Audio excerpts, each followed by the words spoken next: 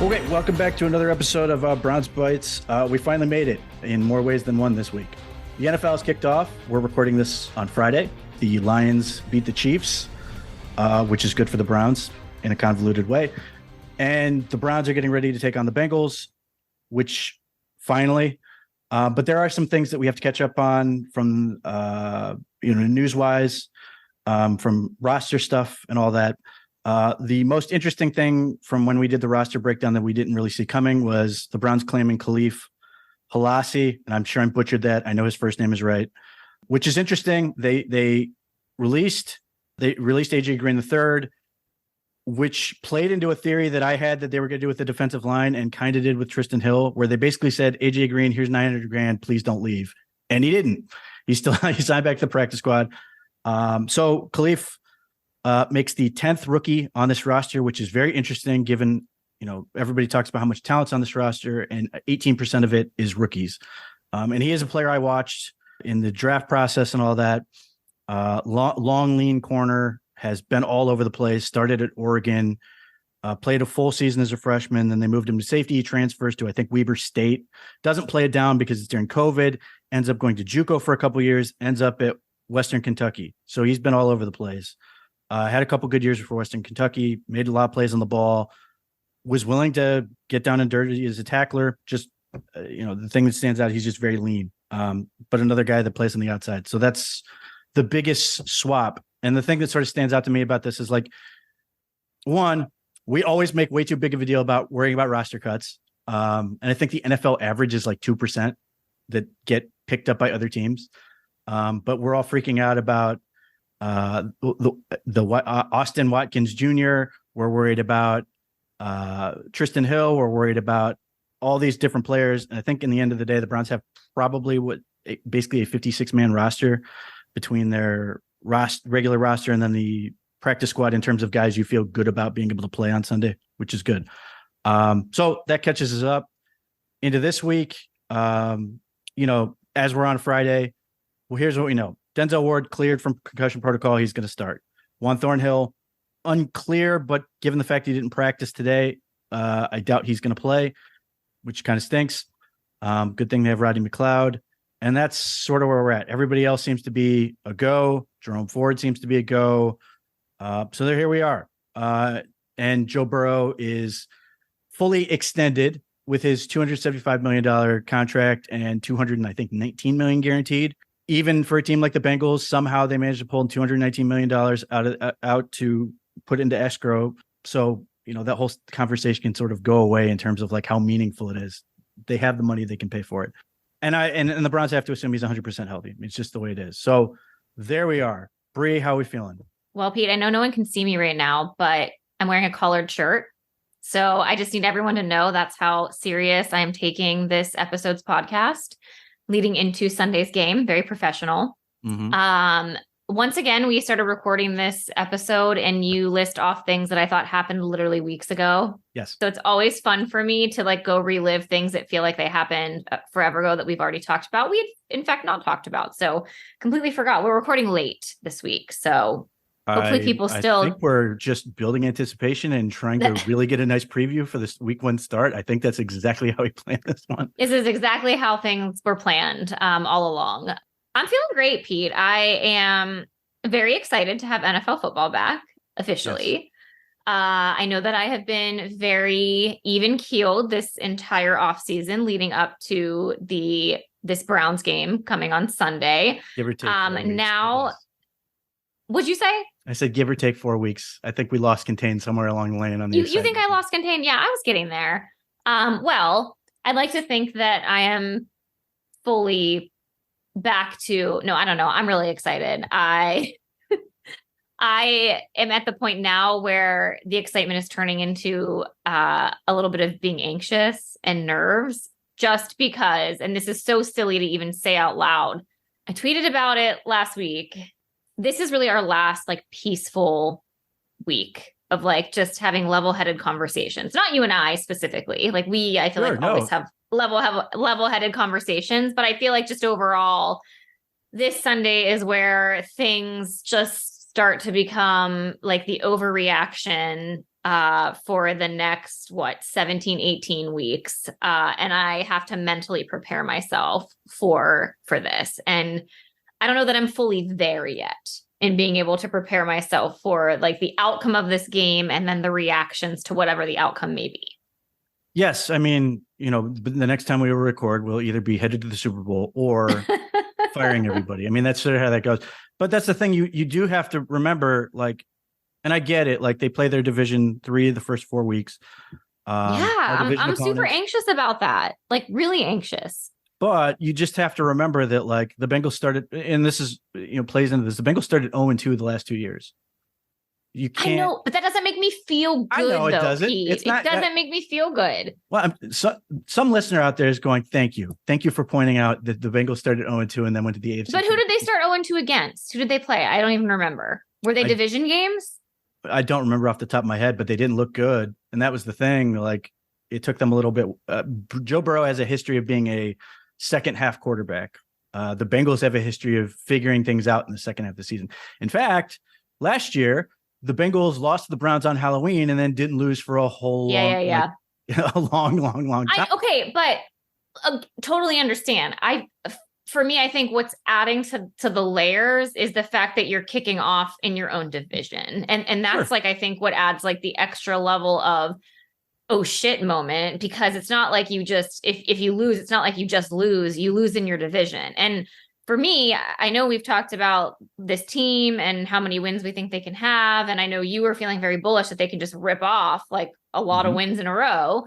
I don't know that I'm there yet, but what I feel like hasn't been talked enough is like the path of the playoffs is winning the division. Like go win your division. Like I truly would love to see the Browns win the division. I don't know if that's possible, but like, I don't know that we can depend on making the playoffs just because the AFC is probably going to have a ton of teams that are going to be super competitive with a really good record. So I want to win this one and I want to win the next one real bad. Well, I mean, for our listeners, Bree was not alive in 1989 when the Browns won the division. I was alive, in fact. So look, you're right. Look, I mean, if they come off to a strong start, everybody's going to be feeling great. And that's part of the problem is the Browns, if they had been better last year, I think that there would be a little bit more leash. If you're the Bengals and you lose game 1, you can sit there and go, well, we've been to the Super Bowl. We've been to the AFC Championship. This, we'll be okay. The Browns don't have that benefit, which is unfortunate in a lot of ways because we do tend to overreact and think, oh no, this thing's falling apart, as opposed to just being like, they lost the game. They're going to play again next week. They've got time to get this thing turned around and all these other things. So there's extra pressure.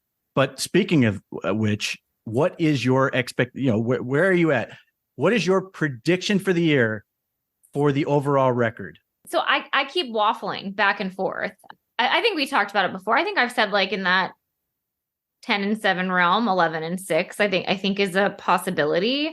I don't know. I still feel like very uncertain. I feel like the defense though is such a big upgrade from where we were last year that we should be able to win football games based on the defense. Like how many teams in the NFL have been able to win games based on their defense? I mean, you can think about like the Steelers, like when they've been mediocre football teams in terms of an offense and Ben Roethlisberger literally nearing the end of his career, they were able to win games based on their defense. The 49ers jump out to me like all the time of someone that has a really strong defense where yes, their offense and their creativity with Kyle Shanahan has been amazing, but it's not like their quarterback play has been anywhere near elite. So I think we've seen that done before. So that's where I'm it's not even about Deshaun Watson in the offense. For me, it's the defense that I actually think could be the difference maker of winning some close games. And being a Browns fan, what I want to see from this team, I don't care how you win. I don't care what it looks like, but just win. Like it can be sloppy. Doesn't have to be perfect. I'm not asking for perfection. I don't need perfection from this team,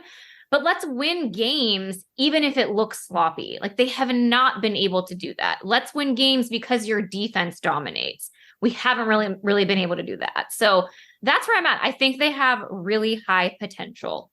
It's just seeing it in real life and what that looks like. Yeah. because I've been looking around at all these different predictions and all this, and I see a whole lot of them where the Browns finish fourth. Yeah. Can you explain that to me?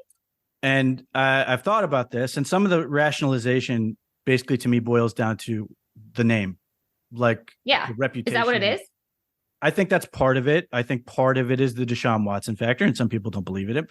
But I do think there's an element of just like not really paying attention to what this team did, which is why it's been interesting to watch PFF. PFF is very high on the Browns. And it's not just like one guy. It's across the board of people predicting very good things from that organization based on the defensive line. And I've tried to rack my brain and sort of think of all the ways that can come, that this thing can go awry. And the only things I come up with realistically are Deshaun Watson that just can't play, which, obviously that's been your fear all offseason, that we're going to find out week 1 he just can't do it. And then 2, injuries. Beyond that, I have a really difficult time seeing how a team that was 7-10 last year, and all of us were angry at them for not being like 9-8 with defense. You probably can't name the defensive line we had last year at this point. It's been too far gone, and most of them are not playing. And most of them are on practice squads. Jadeveon Clowney is not like, he's I don't want to say he's like quite, an all-Saran, but he was picked up by the Ravens and nobody cared. Yeah. Taven Bryan, I think, is picked up somewhere, but all those other guys are on practice squads. The Browns have brought in 6 guys. And again, referencing PFF grading, Myles Garrett, number 1 defensive end. Shelby Harris and Dalvin Tomlinson, both in the top 20 at their respective position. And Zadarius Smith was at the top 20 at his position. They're all going to play together. And it's, just from a football standpoint, this game often comes down to blocking and tackling. And then you take it a step further. Can you protect your quarterback, and can you put pressure on their quarterback? You can win a whole lot of games, or at least be average, if you just do those 2 things. If nothing else happens and you're a mediocre quarterback, and we've seen this across the league where guys, you're sitting there going, I don't think he's very good, but they're winning. Brock Purdy may come to mind on that. So if that happens, I think the Browns are going to be fine. Now add in Deshaun Watson, even if he just plays at Jacoby Brissett level. Well, I was actually gonna bring that up, Pete. So I want to pause you there for a minute. A lot of the conversation that's been happening over the last week is about Deshaun Watson and what version of him we're going to get, right? Mm-hmm. Because the last 6 games from last year weren't great. And that's still a big question mark. But we know that he has been at that elite level. And so I feel like everyone is saying, like, we need Deshaun Watson to be elite. But to what you just said, based on how this roster was reconstructed, we don't really need him to be elite right now. That's exactly right. I know that's a little bit scary to say, even for me, because I want to see him be better than what he was, especially when you think about the investment that this team has made. Right. But we probably don't need him to be elite quite yet. No, you're right. And then that's the thing. It all comes if Deshaun Watson is basically Jacoby Brissett game 1 last year and the Browns win, you can easily go, that's fine. We expect he will be, there will be a crescendo at some point during the season. He will get better. But then you attach $230 million and all the draft picks. And at that point, it becomes more pressurized. And now it becomes, well, is he going to be good enough and all this? Now, again, winning can fix some of those things, but that's sort of the problem. And I agree. I think ultimately it would not surprise me. We talked about this coming out of the last preseason game. Wouldn't surprise me if he's got some inconsistency, just getting better. But I also think you're going to have some incredible plays mixed in with that. Is that going to be enough to tread water for the first 5-6 games? And then you can sort of kick at that point and start really taking off. I think that's a real possibility. And that's why I think the Browns become a very dangerous football team. But last year, you look at some of the games they lost, like the Jets game. If the Browns had the defensive line they have now, they don't lose that game. They kill the quarterback and it's over. And I think that's a huge part of it. The offensive line has been, particularly in 2020, that was their best year. They closed games. Nick Chubb and Kareem Hunt, when he was really good, they just closed teams out.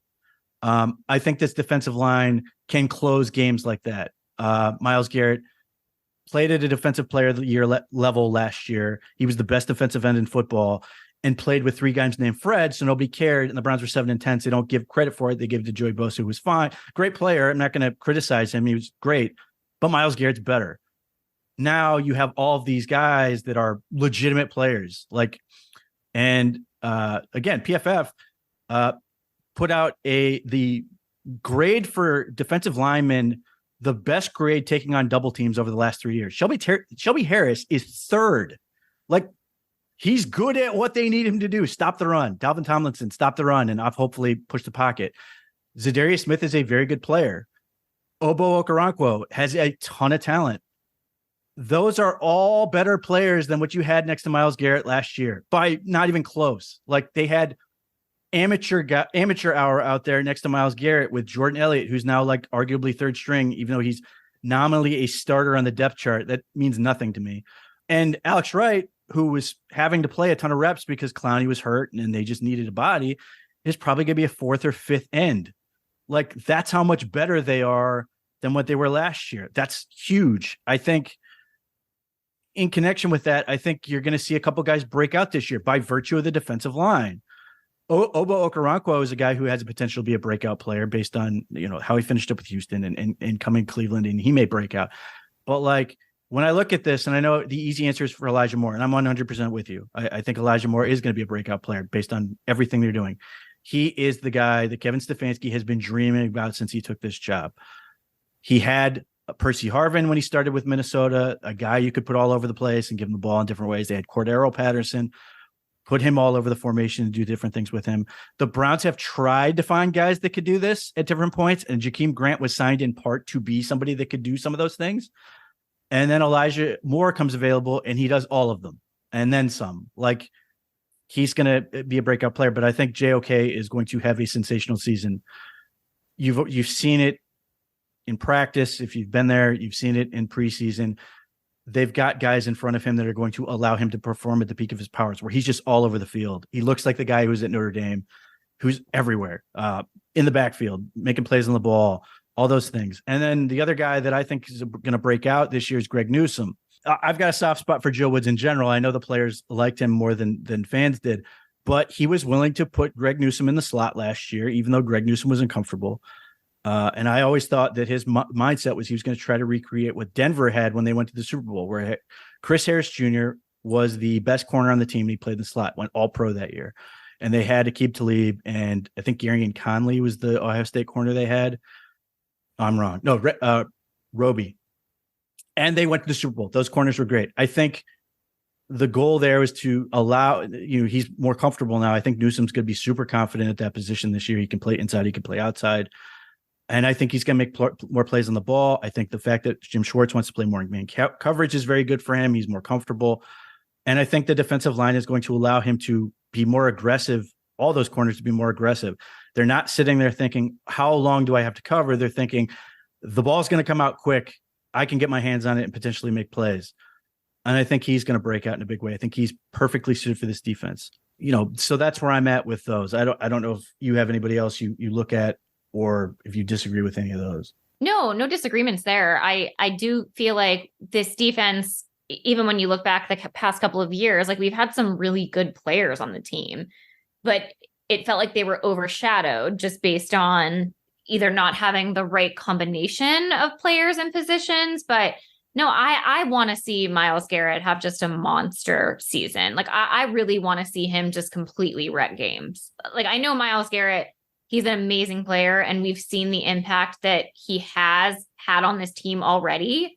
But I'm so sick of TJ Watt and hearing about how amazing TJ Watt is and how he wrecks games. Nothing bothers me more than that. I want Myles Garrett to completely make TJ Watt be rendered useless. That's my hope. Yeah. And so the thing for Myles Garrett is if he gets at least 16 sacks this year, he'll be the first player to have 3 years in a row doing that since Reggie White, who's arguably the greatest defensive end ever. That's elite company. And given everything that they have and how he was able to do that last year with the shoulder injury and with terrible teammates next to him, the lineup they have now, I think he's going to get 20. As long as he stays healthy, I think he's going to break 20. Could he set the record? Potentially, but I think 20, and then he's going to do what he does, sack fumbles. and game. Yeah, that's the thing. I don't even need it to be like sacks necessarily. I just want him to be a menace. Like I want him to be such a problem because like the line was so bad and Jadeveon Clowney, a husk. Temper tantrum last year. Yes. Correct. I just feel like teams didn't really have to, like, they could account for Myles Garrett by paying attention to him because that's how worthless everyone else was. I mean, I hate to say that, but no, it's true. Myles Garrett, I like being Taven double Bryan, teamed. but Jadeveon Clowney blamed coaching for him sucking. Exactly. I know. You can watch him suck all he wants. Like there's a guy in front of him. He sucked. So I'm hoping he sucks for the Ravens this year. I think that would be very helpful. But yeah, like Myles Garrett, it's all set up for him. He's never had a better team around him, and he's at the peak of his powers. It's all there. Stay healthy. He's going to kill people and just take over games. Because listen, maybe don't say that, Pete. Maybe don't say that. Well, we're not that far removed. As long as he doesn't do it with his helmet. Yeah, right. So like Joey Bosa is a phenomenal player, or Nick Bosa is a phenomenal player. But like last year, because of the lineup they had, there are times where he's being blocked by a tight end or one tackle, which I think Myles Garrett is going to face he's not going to face many triple teams this year, which you've seen him do. Yeah, thank goodness. Face fewer double teams. And I think the other thing that you're going to see as a result of that, if he's facing fewer guys, I think it's going to help his stamina. I think people underestimate just how hard he's working when he has to deal with that much on every given play. I think he's going to be more available, have more high quality snaps, which is going to allow him to be better. But even if teams want to triple team him, the rest of that defense is going to make you pay for it, which is something that just hasn't been true for a while. So that's going to be big for them. So and I mentioned this, like there is a spot in the schedule where I think the Browns can just rip off a ton of wins. And it's unfortunately takes a little bit to get there. Yeah. When is that happening, Pete? When can we expect that? Week 12. Okay. That's a long way away. At Denver Broncos, who may or may not be trying to secretly tank. At Los Angeles Rams, who may or may not be trading Aaron Donald to the Browns at some point, fingers crossed. Jacksonville Jaguars, that will be, I think, a very big game for both teams. Could go either way. Chicago Bears, come on. At Houston Texans. And then New York Jets, and we'll see where they're at. Aaron Rodgers may not be alive at that point, given what I've seen from their offensive line. And then finishing up with the Bengals. Like, that is a nut. Like, if you can get through to week 10, week 11, and you're, still in the hunt, so to speak, if we're on the screen. Got to be healthy too. That early bye week is the only thing that makes me anxious about that late of a season run. But it's one of those things where you're like, either it's, if things are not going well early, you get a chance to sort of fix things quick, or if they are going well, you get a chance to sort of, get a quick break and then hit the accelerator as you go. But yeah, I mean, it's not great. And then your Thursday, that Thursday night game against the Jets, gives you that week and a half to prepare for the Bengals for the last game of the season. What's funny is Rich Eisen did his prediction for the Jets where he has them going 13-4. I think he gave the Browns a win against the Jets because of the layoff. So yeah, really? I do think there's a massive opportunity where the Browns can win 5 of 6 or 6 of 7 and charge into the playoffs, which is what we all want to see anyway. If you're going to be good, everybody wants you to come out to a great start, us included. But if you're going to be at your best, you want to be at your best heading into the postseason that they're hopefully going to be in, as opposed to petering out at the end of the year, which is what the Ravens often do. So it's an interesting dynamic. I'm curious. Well, you know what else? I'm just thinking that I think a lot of the fans' mindset's probably going to be on Sunday. So we just watched Detroit beat Kansas City on Thursday Night Football, right? Underdog. They were the away team. Patrick Mahomes versus Well, no, I know. The point spread said 5.5. I know. Yeah, and the Lions turnaround from the last couple of years, it's palpable. It is. They are proven that they can be a good team, and they have a quarterback who was written off. That I don't know what you call him, but he's a game manager essentially. He looked good last night, but I sit there and I look at the Lions and what they did and how they won that game and how they competed against, the Super Bowl defending champions. And I'm sitting here like, there's no excuse that the Cleveland Browns cannot be that type of team and win these important football games against other really good teams. And so if they lose on Sunday, I think the fans' mindset is going to be all over Kevin Stefanski's not the guy, because you have Dan Campbell, who is literally the opposite of Kevin Stefanski in terms of just the brash, aggressive football coach. And so that's like, I just don't. They have to win this game on Sunday, because I don't want to listen to this already after week 1. So Dan Campbell applauding him, way more aggressive on 4th down. Went for it on his own 17. Can you imagine if Kevin Stefanski would have done that? He tried to do that, remember? Here's the thing that made me laugh is like, I'm watching that game. Here's my ultimate, the overarching point. Without Chris Jones, without their defensive end that they signed in the offseason who's suspended, the Lions just dominated the line of scrimmage on both sides. They absolutely did. Here again, we're hoping that's what the Browns are going to do on a weekly basis. The other thing that was funny to me is Andy Reid calls a goofy, because it didn't work, trick play with a tight end under center, handing off a jet sweep that gets blown up in the backfield. And what's the immediate reaction? Why are you taking the ball out of Patrick Mahomes' hand? Mm-hmm. That's sort of the interesting dichotomy. When it works and you go for it, you get on your own 17-yard line, you have guts. When you do what Andy Reid did, too cute and all the other things that come with that, or too stupid, or all this other stuff. So it's always interesting to play that dichotomy. But they're also the team that's a year removed from doing the carousel. Yes. Remember? Mean, which would have Kevin Stefanski would have been fired before they finished, before they got to the line of scrimmage. There would have been pitchforks if Kevin Stefanski would have done that. No, I guess that's my whole thing though. Like I said this a few podcasts ago, like Kevin Stefanski is the fan scapegoat this season. Like I like Kevin Stefanski. I think he's a really solid coach. I don't think it matters if he screams at his players versus has a calm demeanor. Like he's not going to change. That is who he is. Like that demeanor, it's okay. Like people need to like get over that first and foremost. Like if I have to hear one more time that he's not man enough to be respected in the locker room, I am going to lose my mind. Like what year is it, Pete? What year is it? What year are we in? So that's the first thing. I think the second thing is like, there have been complaints that Kevin Stefanski gets too cute, that he tries to do too much, that he takes the ball out of Nick Chubb's hand. He doesn't run the ball enough. And then you have the complete flip side where it's like, he's too vanilla. He doesn't do anything that's creative. He doesn't do that. I'm like, we just got it. We got to give him a minute. We got to give him a chance. And the fact that he has his quarterback, he has his weapons. One would think this is how he started with this team. He was very vocal in saying, I sit down with the players. We go through, we run through the plays. The players have input in this and what we, and the game planning and what we're going to call on Sunday, the feel of the game. Like Deshaun Watson has been very vocal about his role in this entire offense as well. So like we just have to remember, like, this is not a dictatorship.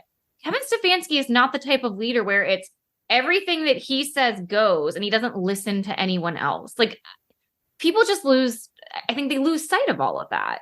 Yeah, there's a couple things with that. One, I agree with everything you said.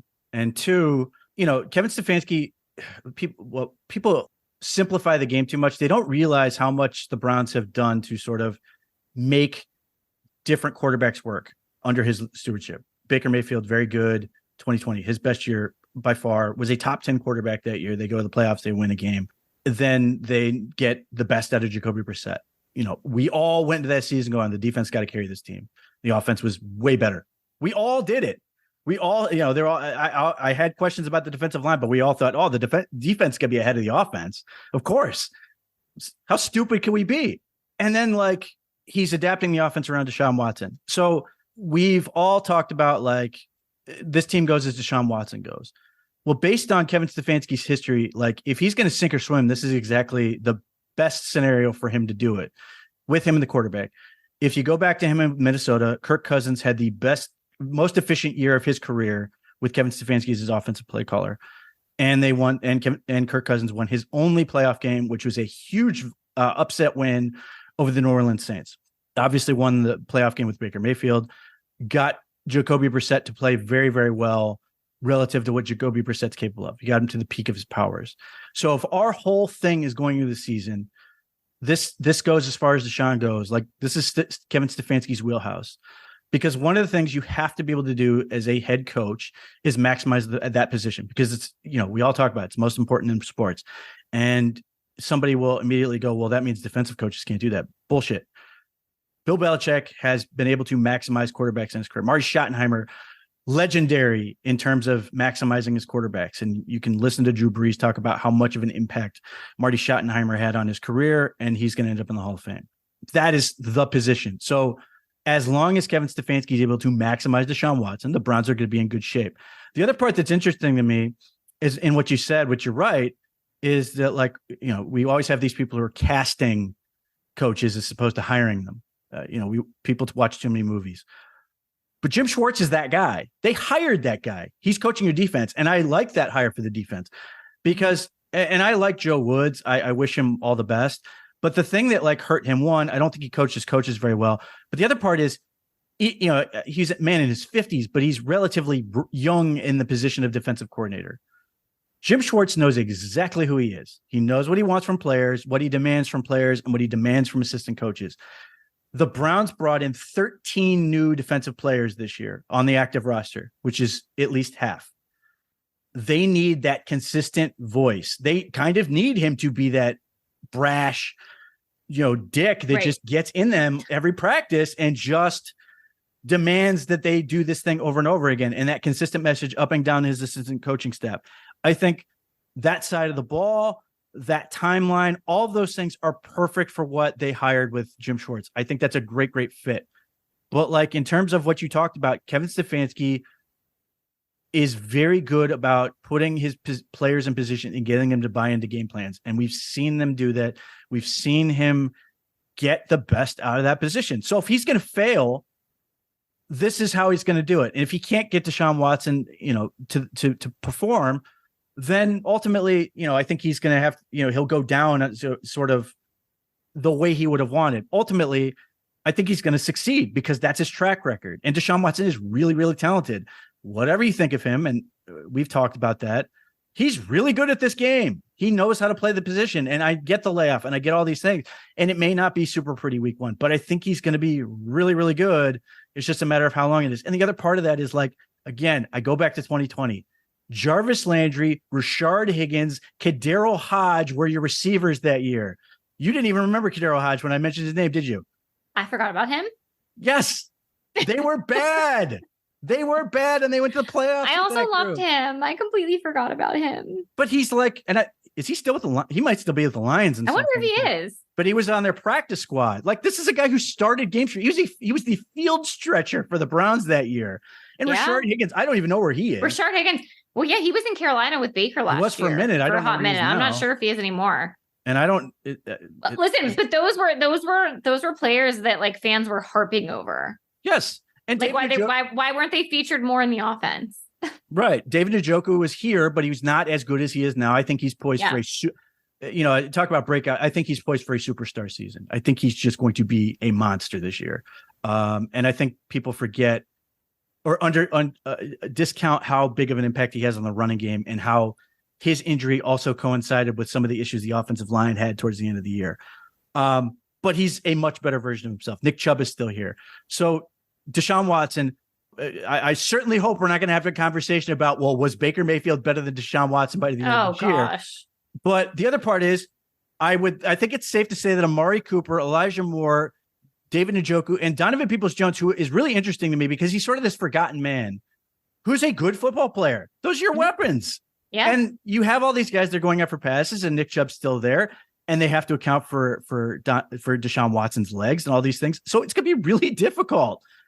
Even just looking at the Bengals this week, they've got two new safeties, and they've got a second-year corner, and they've got another dude coming off a knee injury. I love Cheeto, but we'll see.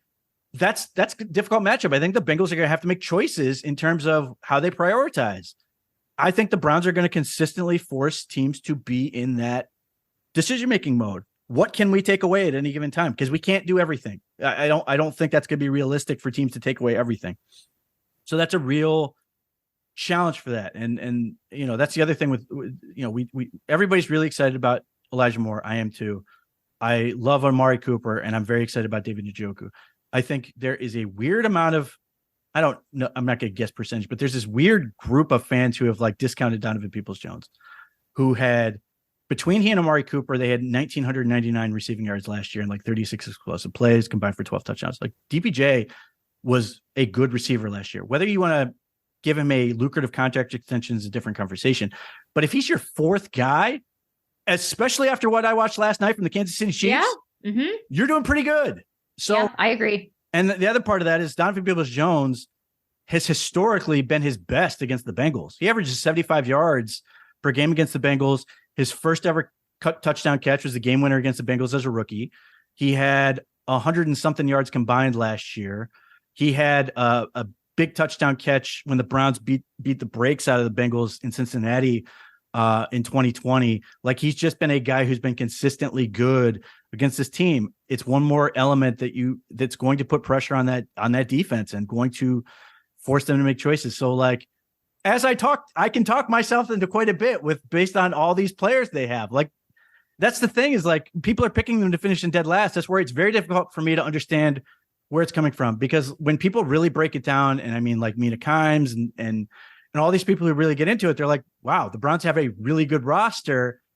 And then ultimately you're betting against the brand and you're betting against Deshaun Watson, which may ultimately work. Obviously, that's been a really good bet in past years. Betting against the Browns has been a lucrative business for a whole lot of people, including people who work here. But I have a really difficult time believing that's all going to, that they're going to be that bad. I just have a very difficult time with that. I think whether or not they win this week, and I kind of have a feeling they will, at home, Joe Burrow, slow starter, Bengals new secondary trying to figure it out. The Browns have a lot to prove. I'm hoping they're going to come out like they did that first joint practice against the Eagles, where they just beat the crap out of them. We'll see, but like, I feel good about this team. Now, the caveat to that is I feel good about them making the playoffs.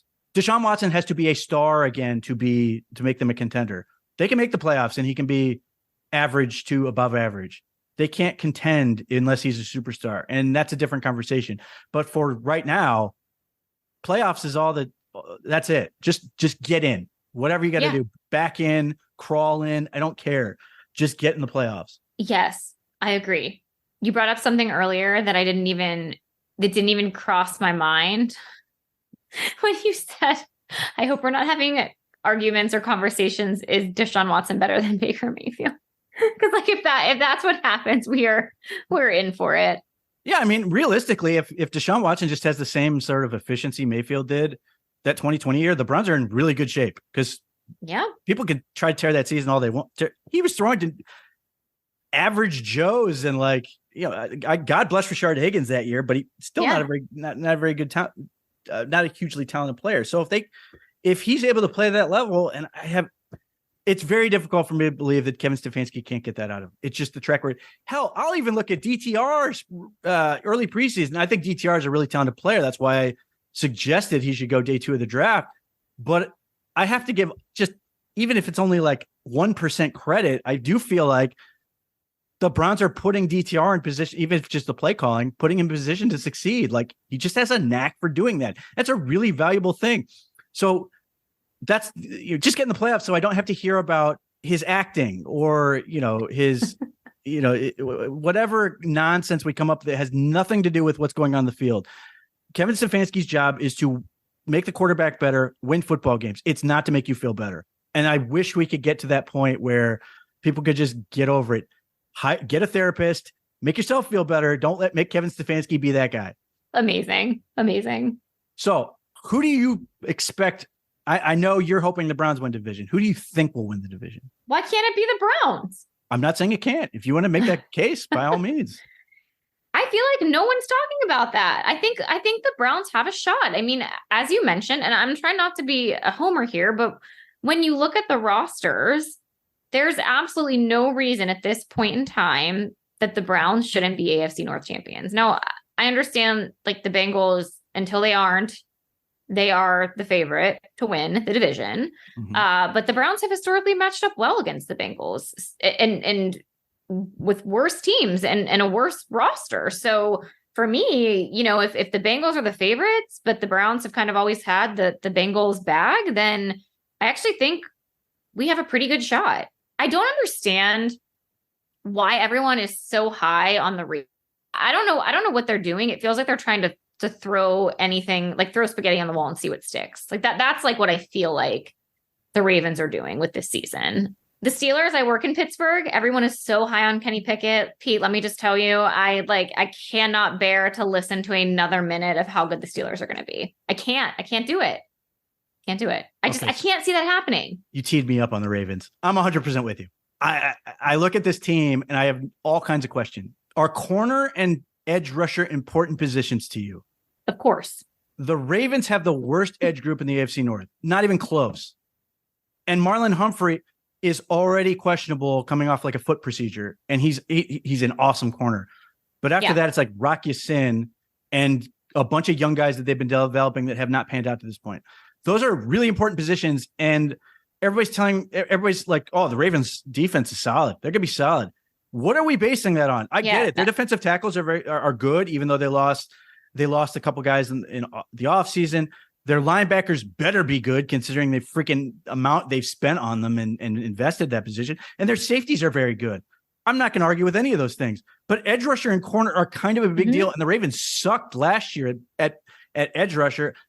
I don't know how much better things are going to be this year. They're certainly not better than the Browns. I don't think they're better than the Bengals or the Steelers at that position. And I think corner, they're, unless Marlon Humphrey, if that's a nagging issue for him, they're in a whole lot of trouble. Offensively, I think Lamar Jackson will be fine. However, you are putting in a new offense, and he played no preseason games, and which I'm fine with that. But nevertheless, everybody's like, "Oh, they're going to be great offensively." What? Based on what? Yeah, I know. I'm confused. So they are counting on the amount of guys whose surname is not Mr. or Doctor. It's if they can stay healthy. Lamar Jackson, Odell Beckham, Ronnie Stanley, J.K. Dobbins. Like, it's all these guys every year are going. Mark Andrews is questionable this week. They're questionable the first game of the season. And the Ravens have a horrible reputation with their strength and conditioning program in terms of players have openly complained about this, like having their careers ended by these people. And like the Ravens traditionally come out and start really good. They'll be like 4-0 and then they just wilt. Injuries constantly all over the place. Yeah. Odell Beckham, double knee surgery. Lamar Jackson has not finished his last 2 seasons. J.K. Dobbins, mysterious, obviously had one serious injury. And then there's all these questions and all of a sudden you're going to be like, it's just going to work. Odell Beckham is talented. Don't get me wrong. He cannot possibly be. I would be gobsmacked if he's back to being Odell Beckham after 2 knee surgery.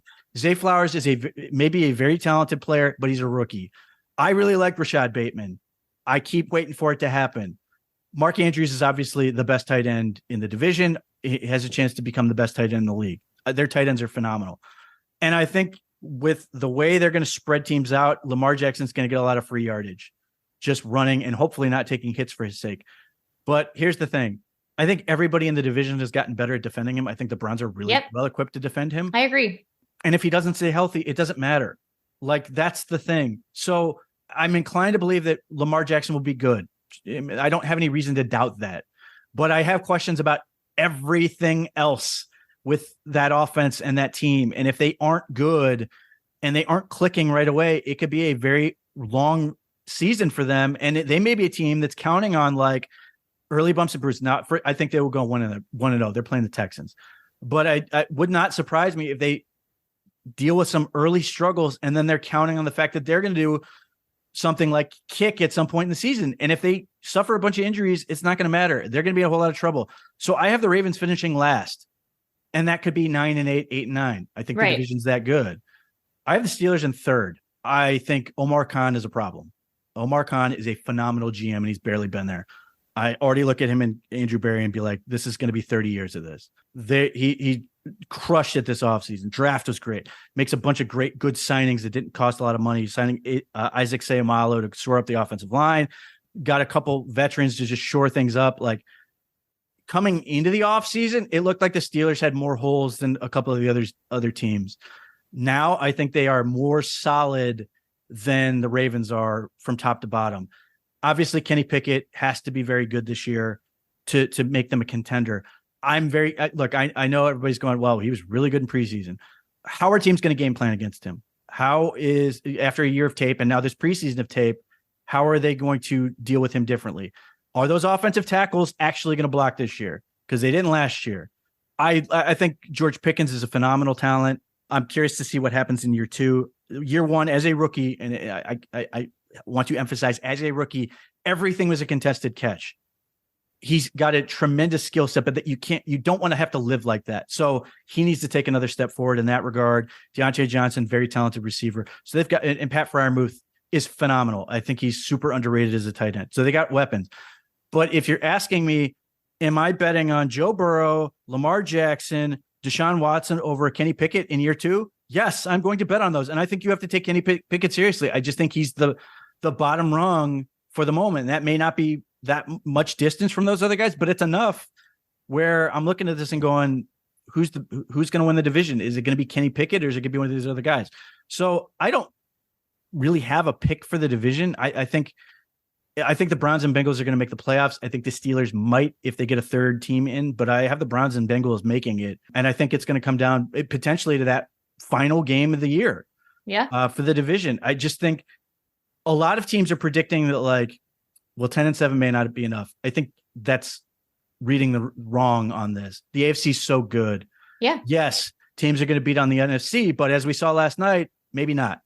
We just saw the Chiefs lose to the Lions, so that may be tougher. So I think you're going to see a lot of 10-7, 9. I just don't see, other than maybe Jacksonville because they play the AFC South, a team just running away from the pack and being able to just be comfortable and potentially resting starters at the end of the year. I think it's going to be a long, hard-fought marathon of a season, and it may come down to those last couple weeks. I think the Browns are better equipped to survive over the long haul. Obviously, the biggest caveat with all of that is injuries. If severe injuries can change the entire dynamic for any team, the Browns are not immune to that. But nevertheless, I think their roster is going to be good enough that they make the playoffs. I think the Bengals will make the playoffs. Pittsburgh, maybe. I think the Ravens are going to be on the outside looking in. Now, I could be dead wrong. The Ravens, maybe all of it clicks together. But to me, there's just too many things that have to go right for the Ravens to be able to be like, no, as I saw one person predict, 13-4. That's based on nothing to me. Did you see, who was it on the Steelers? Which player was it? Oh my gosh, I'm blanking. He roped the area off of the logo in the locker room because players were walking on it and getting footprints on the logo. I laughed because in the responses, like, this is such a Browns thing. Like, we would 100% do this as fans. All of the responses were Steelers fans, like, commenting like, sign that man for life, pay him whatever he wants. Yes. Like, this team feels different. Like this, like I was laughing so hard. So if the Steelers are banking off of how they treat a logo in the locker room, Pete, I am panicked. I'm panicked. I love, this is the thing. Like this, the same people will evaluate head coaches based on, how they emote, their speeches and press conferences and all this other stuff. Like, they pick on stuff that maybe it matters a little to them. Maybe it's important to the players, and it's one more little thing that's going to get them sort of on the same page and building the culture and all those cliches we use. But ultimately, I don't expect that's going to make that much of a difference Sunday when the teams get on the field. I don't think the other teams could be like, ooh, he shows a lot of respect for the logo. We're in trouble. So yeah, this is the thing. And this is the other part. Like, let's please get to football so we can stop doing these things, because we all do them. We all do it. I know. I'm saying we would be just as guilty for that. Like, if Nick Chubb did something like that. Yes. Wait, do you welcome the trash talk or the baiting? Jamar Chase, Cleveland is Cleveland. Like, he gave us the old brush off. He can do whatever he wants. Obviously, I love it. Give me more. More. He can absolutely, he can point and go, we've been to the AFC Championship twice, and the Browns can point to their 4-1 record or 5-1 against him, whatever it is. I can't wait. Like, I know the Brown. Look, I think the Browns have deliberately been kind of quiet this year, which thankfully, yes, as opposed to shooting their mouth off and then getting their ass kicked. Always a preferable choice to me. I'm very curious to see how this goes. That's why there's just so many things to make this interesting is the Browns have handled themselves differently in terms of their expectations and just focusing on what's important, we hope, as opposed to, but obviously if they're not on social media, of course, means they're absolutely locked in and doing all the right things. But yeah, let's get it on and let's see, what's ultimately going to happen. But that's the thing. Like me predicting 10-7 is baking in that I expect the Browns will be 3-3 in the division. Like I don't expect to be a huge swap and change, and that I expect, it's going to be a brutal fight to the end. And ultimately, I think the Browns are going to have to find 7 or, let's say they go 2-4 and something goes wrong. 7 or 8 wins are going to be non-conference or non-divisional. I think they can do that. So certainly important. I like. Let's put it this way. I'm all in for all the AFC North rivalry. I want these teams to dislike each other. It's certainly more fun. And you're certainly a huge purveyor of trash talk. I am. As you have many of them living in your home. I do. So yeah, I'm here for it. I like that guys are getting chippy. I do think there's a little added thing. I think the players are, I think as much as we were sitting there going, man, that extra week's a long one. I think the players were starting to sit there going, man, this extra week, it's time to go. We got to get going. Yes. So look, I can't wait for this thing to get going. We shall see how this goes with the Browns and the Bengals. I feel cautiously, I feel optimistic about this. It could be 14 seconds into the game. I changed my tune, but again, Bengals traditionally are slow starters. The Browns are match up really, really well against them. The thing I would say, the thing I will finish up with, the thing to keep an eye on is the Bengals, particularly in the second half of last year, were a very good much better running team. The Browns either if they can take away the run, or the Bengals do what they have often done against the Browns and make themselves one-dimensional, which is part of the reason they lose. That's something to keep an eye on. If Joe Burrow is just constantly passing the whole game and they can't run the ball, I think they're in for a long day. With the pass rush, with the coverage, all those things, I think that's going to be a huge advantage. If the Bengals are effective running the ball, certainly valuable. And the flip side of that is DJ Reader and their interior. If they stop Nick Chubb, like they did in the second game last year, that could be a big problem for the Browns. If they can run the ball, which they've traditionally done pretty well against Lou Anarumo's defense, then I think they're going to have a really good day. If they can play balanced, not be forced into one thing or another, I think that's when the Browns are at their best. So those are the things I would keep an eye on. Again, to me, not, let off with it. I'm going to finish with it. Line of scrimmage. The Browns are really well equipped to win the line of scrimmage. If they do it, I think they're going to win a lot of football games. I think the Bengals would be the first if they can control the line of scrimmage. Are we done? Are we going to talk next week when the Browns are 1-0? I will be here regardless of what they do, but I certainly would prefer that we're talking about 1-0 and getting ready for what would be a Monday night game against the Steelers with a little more juice. Oh gosh, I'm gonna have to stay up past my bedtime. I forgot about that. Yeah, well, or either that or we can just, wait, have you watch it on DVR the next day, and then in fragmented pieces, which usually happens. But ultimately, I think this is going to be a fun season. Hopefully, I'm going to be there, Pete, in person. So, for the Bengals, yeah, I'll be observing all of the body language on the sidelines. That's very important to keep an eye on that. Yeah, how Kevin Stefanski is reacting, if he's pacing, not pacing, what outfit he's wearing. Yeah, I'll have all of that to report back on. How much he's on looking at the menu as opposed to the Denny's menu. As opposed to what else do I need to look at? Well, you got to see if he's looking at his menu and not firing up the team. Right. That's always a big indicator, because these are, even though they're professional athletes, they need a little white man, some random white guy just coming up and yelling at them, going, let's go in their face. Yes. With a little bit of spit, just to add to it. The stuff you get on, the audio stuff you get after the season, which is always entertaining, but focus on, it's all about Kevin Stefanski's body language and how he takes this in. And if he's not emoting properly, I just don't know how this team can win. But yeah, we'll be back next week. This was fun. Obviously, you can help us out, like, subscribe, comment, let us know what you think, all those stuff. Even the people who think I suck or Bree sucks, preferably focus on me. But either way, we'll be here next week.